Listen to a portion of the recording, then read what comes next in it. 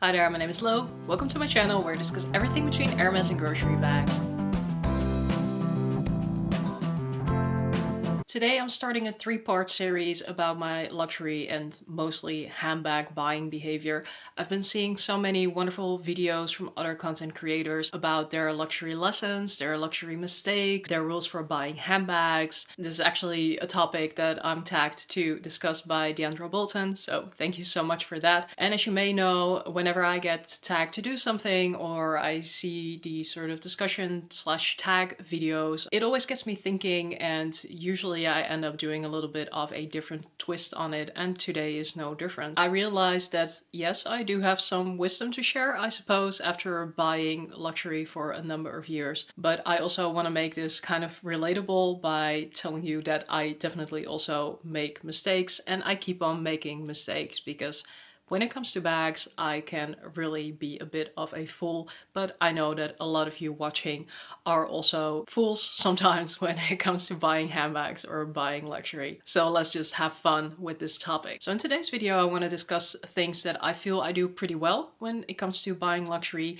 Then in the second part of this series, I want to discuss mistakes that I make, and yeah, mistakes that I will make still time and time again. And then in the third part of the series, I actually want to do the tag that Deandra tagged me to do and talk about my rules for buying handbags, which I realized really have probably no value to anybody else but myself, but I wanted to share them regardless. So let's get started with today's topic, things that I feel I do pretty well when it comes to buying luxury. I have a little cheat sheet here on my phone, and next to me is my eye candy for the day. This is my Ferragamo Studio bag in the soft version. A bag that I only recently acquired and that I absolutely love, but this will tie back into the story later. Let's get started. So I'm going to actually start off with some very practical stuff. And the first thing I feel that really helps me when buying luxury is that I tend to keep the tags on bags or other items until the return period is over. So I order quite a lot online, and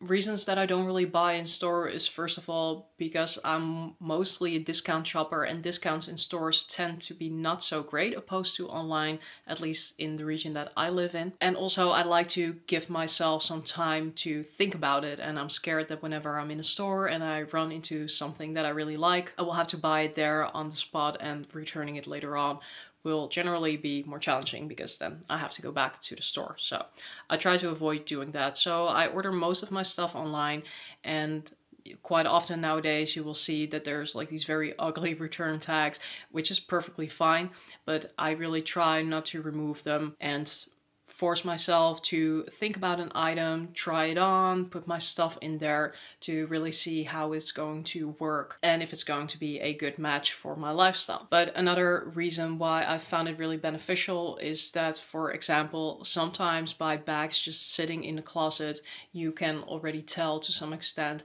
that the bag is not going to wear very well over time. And that's where my Ferragamo Studio Soft bag comes in. I ordered this together with the Ferragamo Studio Box bag, which is the more boxy variant of this bag. And I let both of these sit in my closet for some time, and I realized after about a week and a half of the item sitting in my closet that it was actually faulty. So the thing with studio bags is, really all of them, that you have this metal rod, it comes through this hole in the front, and then you need to lock it up as such. Really gorgeous mechanism, but because of that there's actually quite a bit of tension that occurs here on this piece of hardware. It's not very noticeable on the Studio Soft bag, but that's because the leather on here is quite sturdy. Also, I was just planning to wear this bag more like Birkin style, open, not close it up all of the time. So for this bag it was perfectly fine, but for the Studio Box bag, which was a lot smaller, I realized like that is just something I don't want to deal with.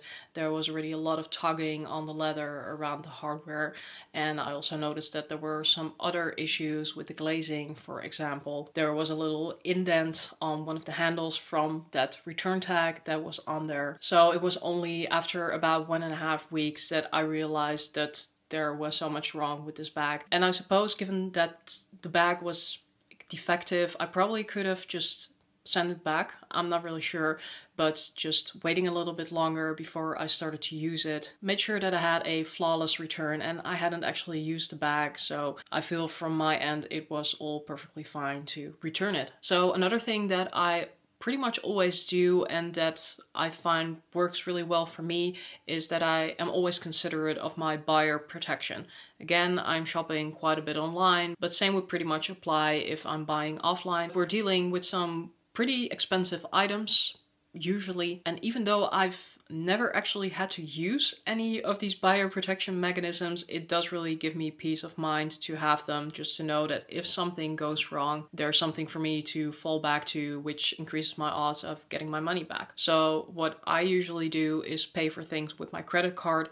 I know some people will pay everything with their credit card, depending also on what region you are in. Within the Netherlands, it's actually quite uncommon to pay with a credit card. We actually do a lot sort of by debit cards or direct transfer. But if you do a direct transfer or a debit card payment, your money is basically in the hands of the seller and you're not getting your money back unless you have like some platform in between that can also mediate for you or something like that. So I always put these items on my credit card and then I pay off the credit card bill at the end of the month. So I also don't have to pay any interest. So really the only expenses that I have over there is the cost of the credit card, which is like not even $20 a year, and I will need a credit card occasionally anyway when I'm traveling or for some subscriptions that I can only pay for with a credit card. But being able to request a chargeback with your credit card company in case that the item is not delivered, for example, that gives a lot more buyer protection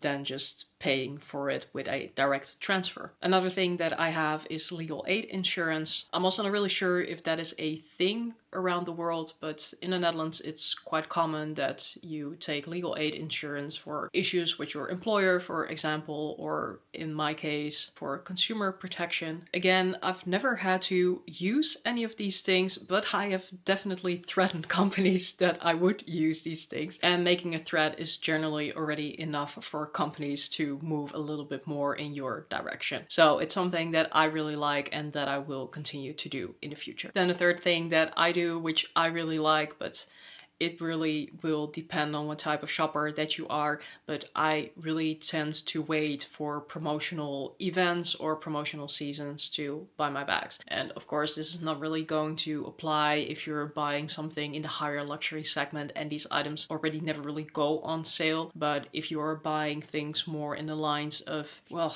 basically anything else, and it can be from Coach to Givenchy, for example. There's a lot of brands that will still go on sale. Ferragamo as well. So if you feel you can be patient enough, I would always recommend getting things within the promotional season. You will have some good time throughout the year to consider whether you want to make a particular purchase. So it has this component of not rushing yourself into buying something, and then yes, usually when you hit the point where it is the promotional season, you may be rushed into buying something.